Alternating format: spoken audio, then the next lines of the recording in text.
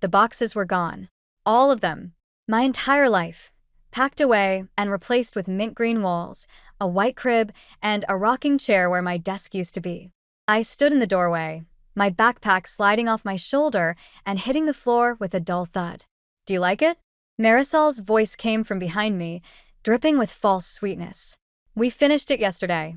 The designer did such an amazing job with the space." My space. My room. The walls my mom and I had painted together when I was 12, covered up like they never existed. I pressed my palm against the doorframe, steadying myself. "Where are my things?" The words came out barely above a whisper. "Oh, honey." Marisol waddled closer, her pregnant belly leading the way. "Grant moved everything to the basement. We needed this room for the baby. It has the best natural light." I turned to face her, catching the slight upturn at the corner of her mouth. She'd been waiting for this moment, probably rehearsing it while directing the movers where to put the changing table. "You had no right." My voice grew stronger. "This is my mother's house. Actually, it's your father's house now." She placed her hand on her belly, a gesture she used like a shield. "And we're having a baby. You're practically grown. You'll be going to college soon anyway." Heavy footsteps on the stairs announced my father's arrival. He appeared behind Marisol, his face already set in that placating expression I'd grown to hate. "Alara, be reasonable. The baby needs." "Mom left this house to me." I cut him off, my hands balling into fists. "You know she did." "That's not exactly." He ran his fingers through his thinning hair. "It's complicated, sweetie. There are legal aspects you don't understand." "Then explain them to me." I stepped closer, forcing him to meet my eyes. Because I remember sitting in Mr.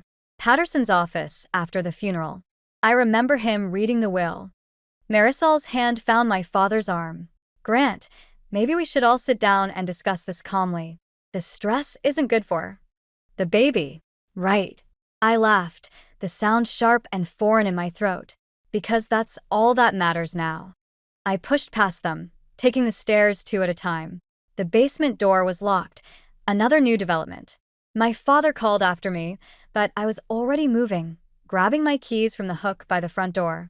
"Alara, wait." He caught up to me on the porch. "Where are you going?" "To Aunt Val's." I yanked open my car door. "At least she doesn't lie to me." "You're being dramatic." He stepped closer, lowering his voice. "Your mother would want us to move forward, to be a family." The mention of my mother froze me in place. I turned slowly, meeting his gaze. "Mom would never have let you do this. She promised me this house would always be my home." "Things change, sweetie." His eyes darted away. "Sometimes we have to adapt." "No, Dad. You changed." I slid into the driver's seat. "And I'm done adapting." As I backed out of the driveway, I caught a glimpse of Marisol in the nursery window, one hand on her belly, the other adjusting the pristine white curtains. My mother's wind chimes still hung from the porch, their gentle tinkling following me down the street like a goodbye. I pressed the accelerator harder, my vision blurring. Aunt Val would know what to do. She always said Mom had been smarter than anyone gave her credit for. Maybe it was time to find out exactly what that meant. Aunt Val's kitchen always smelled like cinnamon, even in summer. I sat at her worn oak table, watching steam rise from my untouched tea while she paced, phone pressed to her ear. "No, Grant. You can't just listen to me." Her free hand clenched into a fist. "That house was Elena's. You know exactly what she wanted." Theo slid into the chair beside me, his gangly teenage frame somehow taking up twice the space it should. "Dad's making lasagna," he whispered. "The good kind, with extra cheese." I managed a weak smile. Uncle Dorian's cooking was legendary, but right now even the thought of food made my stomach turn. "Fine. Have your lawyer call me." Aunt Val ended the call with more force than necessary. "That man has some nerve." "What did he say?" I traced the rim of my mug, not sure I wanted to know. "He claims there were amendments to the will." She dropped into the chair across from me. "Changes your mother supposedly made before she died." The lie hit me like a physical blow. "That's impossible. Mom was in the hospital those last weeks. She could barely hold a pen." "Exactly." Aunt Val reached for my hand. "And I was there every day." She never mentioned changes to anything. Uncle Dorian appeared in the doorway, wiping his hands on a dish towel. "Maybe we should call Patterson ourselves. He handled Elena's estate." Already tried. Aunt Val's mouth tightened. His office says he retired last month. All his files were transferred to some firm downtown. Convenient timing, I muttered. Too convenient. Uncle Dorian pulled up a chair. But your father's not as clever as he thinks. There are always paper trails. A notification lit up my phone. A text from Dad. Come home. We need to talk. I switched off the screen without responding. You can stay here as long as you need, Aunt Val said. The guest room is yours. Thanks. I swallowed hard. But what about school? All my stuff is still locked in their basement. I'll handle that. Uncle Dorian's calm voice steadied me. First thing tomorrow, we'll go get your things. Dad won't like that. Your father's feelings stopped being my priority the moment he locked away your belongings. Aunt Val's tone could have frozen water. Besides, I still have a key. Theo perked up. Can I come? I want to see Marisol's face when… Theo. Uncle Dorian's warning was gentle but firm. Sorry. He slouched back, but I caught his conspiratorial wink. The doorbell rang, making us all jump. Through the front window, I glimpsed my father's car in the driveway. I'll handle this. Aunt Val stood, but I caught her arm. No. I need to face him. I moved toward the door, my legs steadier than I expected. Dad stood on the porch, hands shoved in his pockets like a teenager. Behind him, Marisol waited in the car, her silhouette visible through the windshield. Elara, please. His voice had that pleading tone I'd grown used to since Mom died. Let's work this out. Like you worked out taking my room without asking? The baby has 8 other rooms to choose from. I crossed my arms. Mom's house has plenty of space. His face hardened. Your mother's house is my house now. And until you're 18, you live by my rules. 7 months. I met his gaze. That's how long until I'm 18. Did you think I wouldn't remember what Mom's will said? Something flickered in his eyes, fear, maybe, or guilt. Things aren't that simple. They are to me. I stepped back inside. I'll be by tomorrow for my things. Elara. I closed the door, cutting off his protest. Through the window, I watched him stand there for a long moment before returning to his car. As they drove away, I heard Aunt Val on the phone again, her voice low and determined. Yes, I need to speak to someone about contesting a will amendment. The bank statement trembled in my hands as I sat in my car outside Dad's office building. His company name wasn't on the directory anymore. In fact, according to the security guard, Grant Mitchell hadn't worked here for 3 months. My phone buzzed. Another text from Marisol. Your father's very worried. Please come home. I tossed the phone onto the passenger seat and grabbed my backpack. The elevator ride to the 14th floor felt endless. When the doors opened, I walked straight to where Dad's office used to be. Through the glass, I saw unfamiliar faces, different furniture. No trace of him. Can I help you? A woman in a crisp blazer appeared beside me. I'm looking for Grant Mitchell. Her expression shifted. Oh. He hasn't been with the firm since March. Something about pursuing other opportunities. March. 2 months before he married Marisol. 1 month before Mom died. Did he leave a forwarding address? I'm afraid I can't. Please. I pulled out my student ID. I'm his daughter. He's been unreachable. She hesitated, then gestured me to follow. At her desk, she pulled up a file. The last correspondence went to a P.O. box. She scribbled the number on a post-it. That's all I can share. Back in my car, I called Aunt Val. Dad's been lying about everything. He lost his job months ago. That explains the refinancing paperwork. Her voice was tight. The bank sent it to your mother's email. I still have access. He's taken out 2 mortgages on the house. The world tilted sideways. He can't do that. It's not his house. With the amended will. She paused.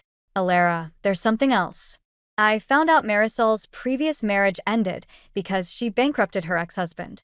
She has a history of financial fraud. My fingers gripped the steering wheel until my knuckles went white. Through the windshield, I watched people leaving work, heading home to their normal lives.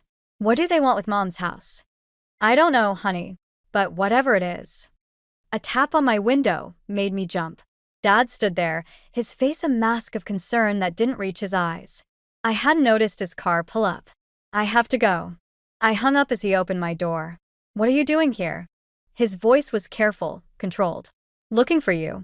At the job you don't have anymore. Color drained from his face. It's complicated. The market's been.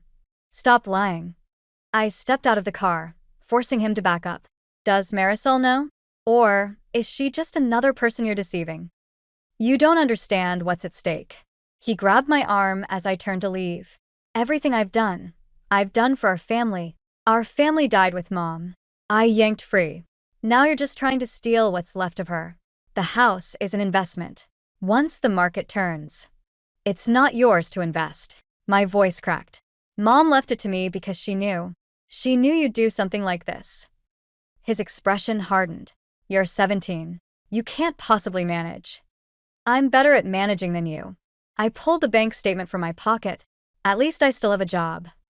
He snatched the paper, crumpling it. Where did you get this? Mom taught me to pay attention.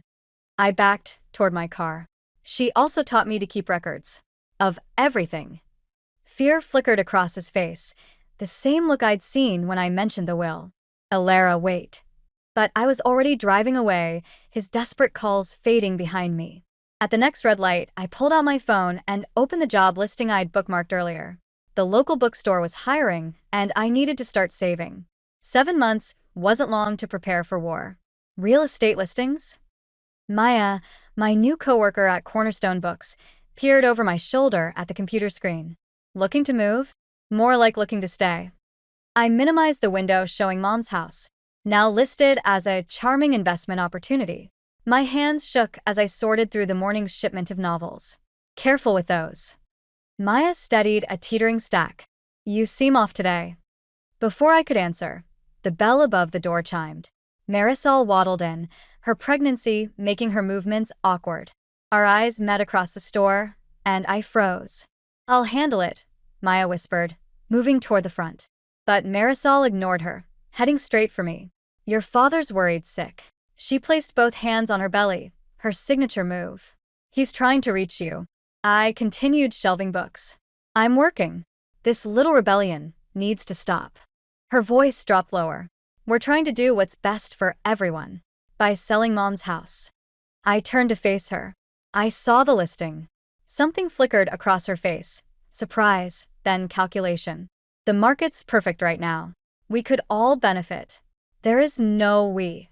I clutched a book so tight its corners dug into my palms. That house isn't yours to sell. No. She smiled, the expression never reaching her eyes. Check the county records. Everything's in Grant's name now. Maya appeared beside me. Is there a problem here? Just a family discussion. Marisol's smile widened. Though Alara should know, her father's lawyer called. Apparently, there are some concerns about Elena's mental state when she made her original will. The room tilted. What? The medication she was on, the pain she was in? Marisol shrugged. It brings everything into question. But we can discuss this at home. This isn't about Mom's will. The realization hit like ice water. You're broke. That's why you need to sell. Her smile vanished. You don't know what you're talking about. I know about your last marriage. About Dad losing his job. I stepped closer. What happened to his severance pay, Marisol? She grabbed my arm, fingers digging in. Listen carefully. You're a child playing at being grown up. Don't push this. Everything okay? Maya's voice carried a warning. Marisol released me, composure snapping back into place. Just remember what I said. Some battles aren't worth fighting. After she left, Maya locked the door and flipped the back in 15-minute sign. Want to tell me what that was about? I sank onto a nearby stool. My stepmother's trying to sell my dead mom's house out from under me. Damn.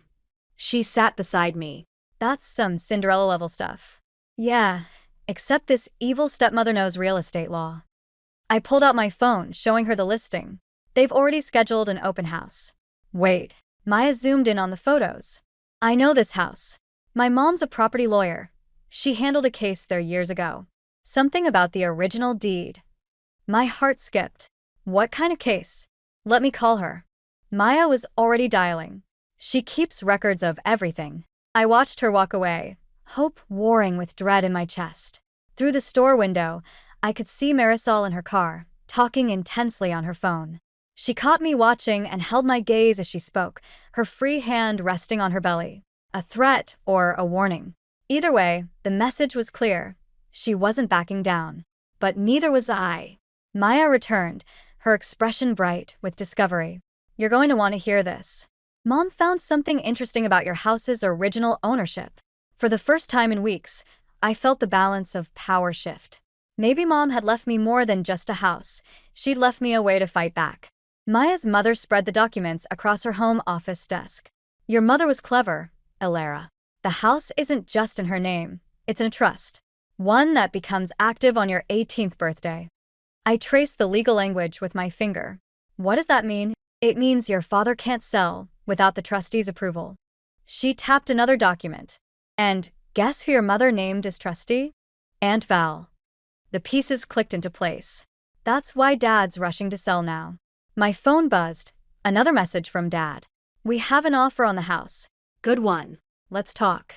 He's getting desperate, Aunt Val said from the doorway. I hadn't heard her arrive. The bank's threatening foreclosure on the second mortgage. Maya's mother nodded. Which he legally couldn't take out without trustee approval.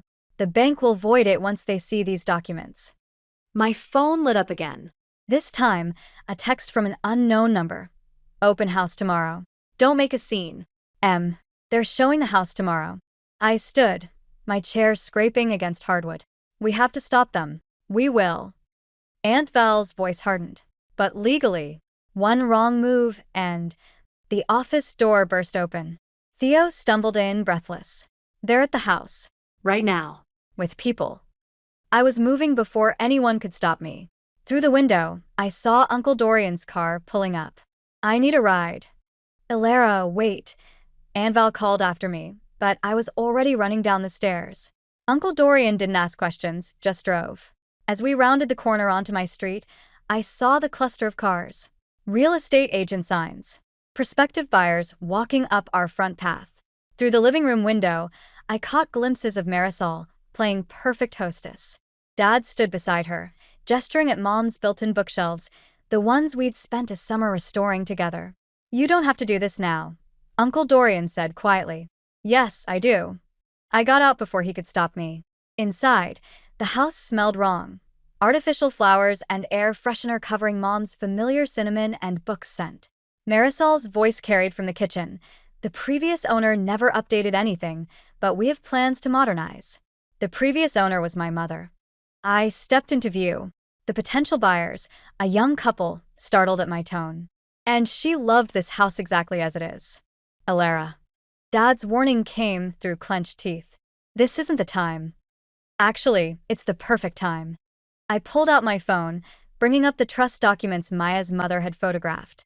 These people should know they're viewing a house that isn't legally for sale. The couple exchanged glances. Marisol's perfect smile cracked. Perhaps we should reschedule. There won't be a reschedule. I turned to the buyers. This house isn't a trust. One that my father and his new wife have no authority over. That's enough. Dad grabbed my arm, but I yanked free. No, it's not enough. My voice shook. Mom knew this would happen. She knew you'd try to take everything she built. That's why she protected me from you. The silence that followed was deafening. The couple quietly excused themselves, followed by the real estate agent. Through the window, I watched them drive away as Marisol's carefully constructed facade crumbled. You've ruined everything, she hissed.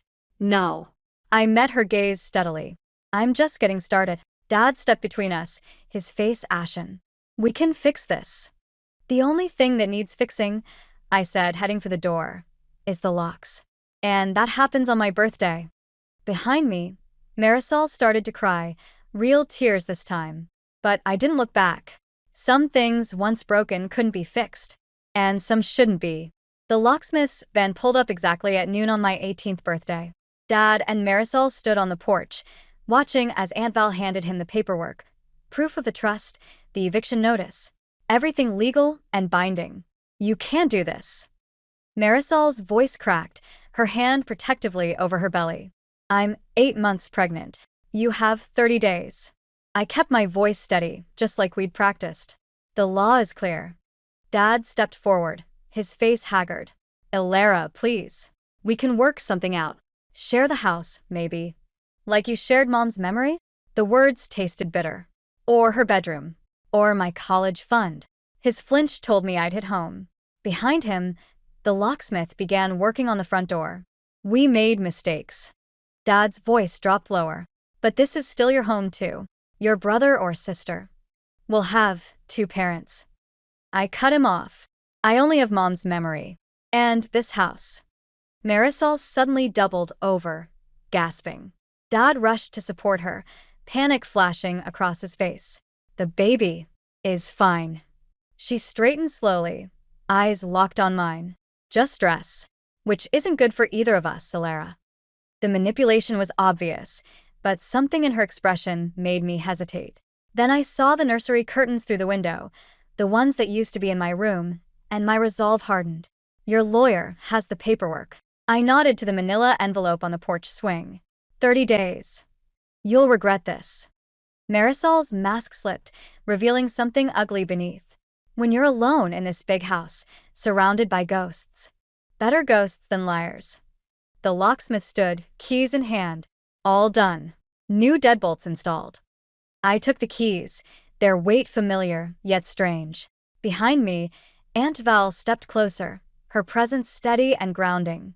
Grant. Her voice carried a warning. Don't make this harder. Dad's shoulders sagged. He looked older suddenly, defeated in a way I'd never seen. You're so much like her.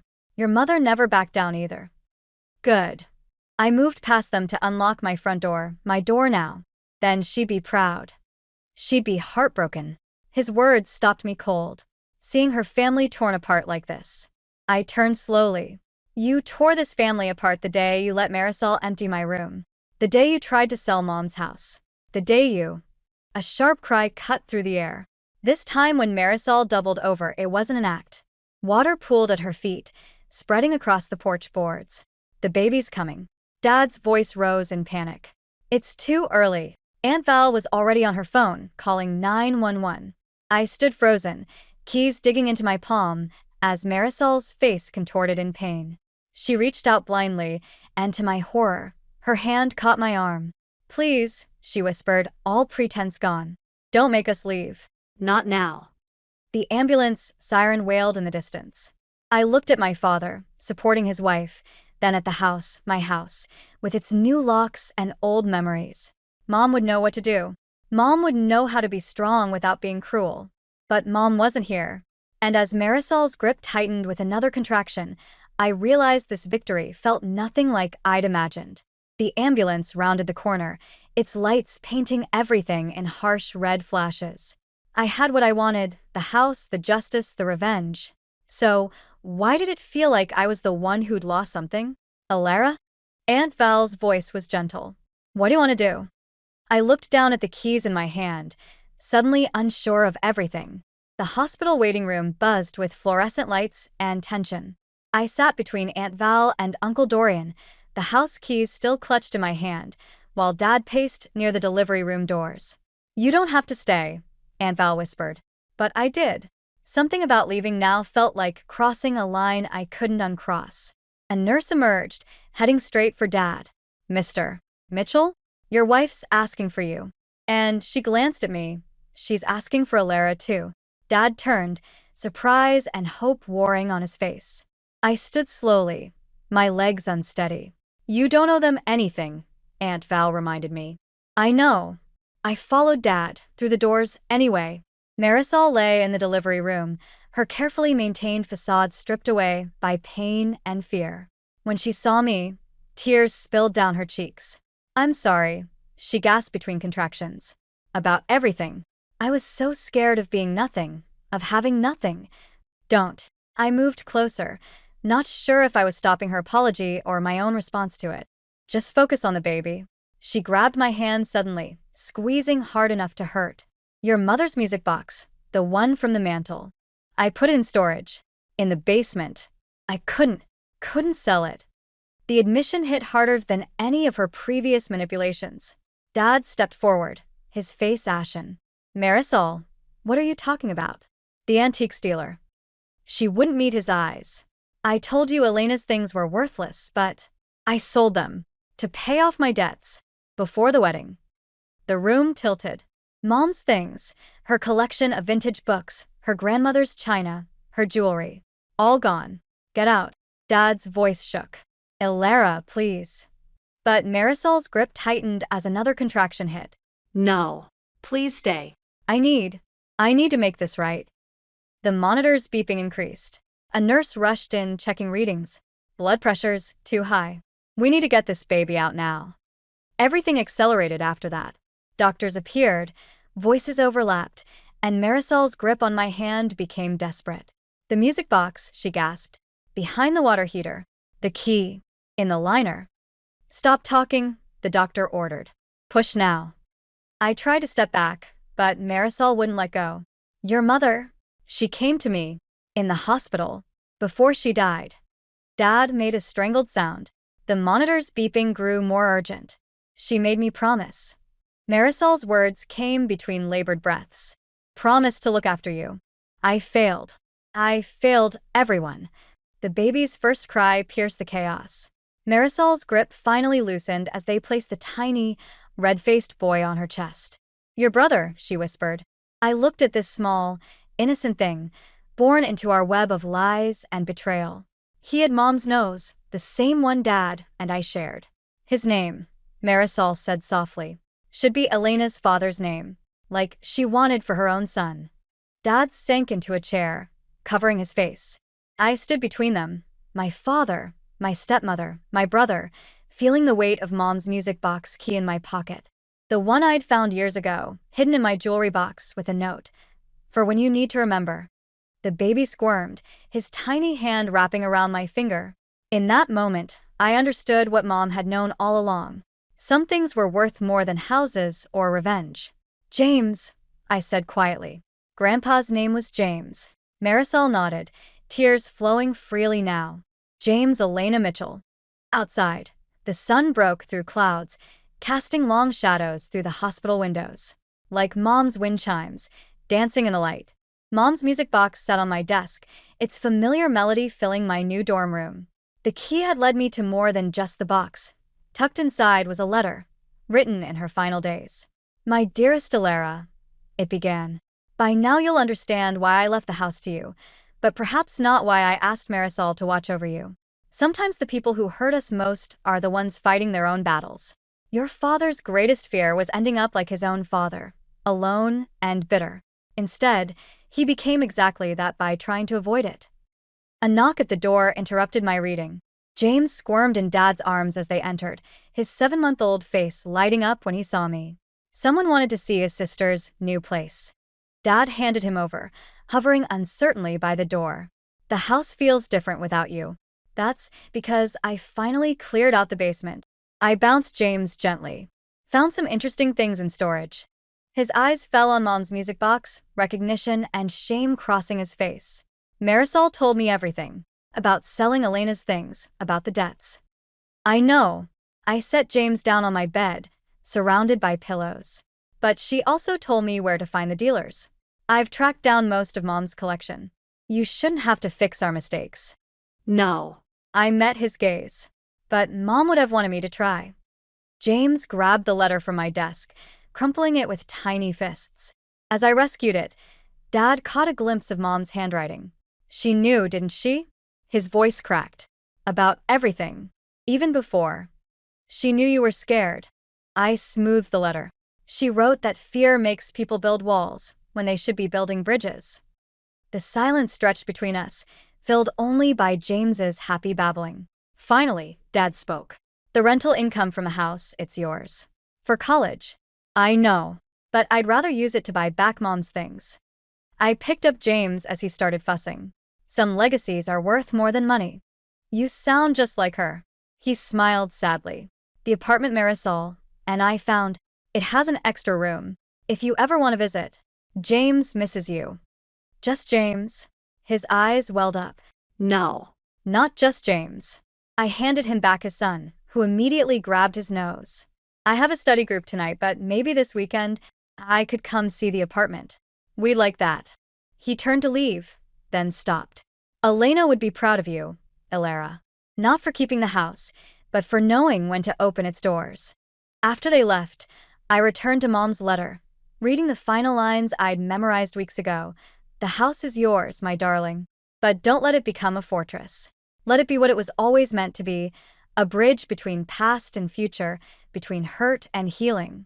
Sometimes the bravest thing isn't holding on, but learning to let go while keeping your heart open. I closed the music box, its melody fading like summer twilight. Through my dorm window, I could see students crossing the quad, their lives intersecting and diverging like the paths in Mom's garden. Tomorrow, I drive to the antique dealer 2 towns over, another piece of Mom's collection waiting to come home. But tonight, I had reading to do, a future to build, and bridges to cross. My phone lit up with a text from Marisol. James rolled over today. Thought you'd want to know. Below it was a video attachment, and despite everything, I found myself smiling as I pressed play. Some bridges, it seemed, built themselves when you weren't looking.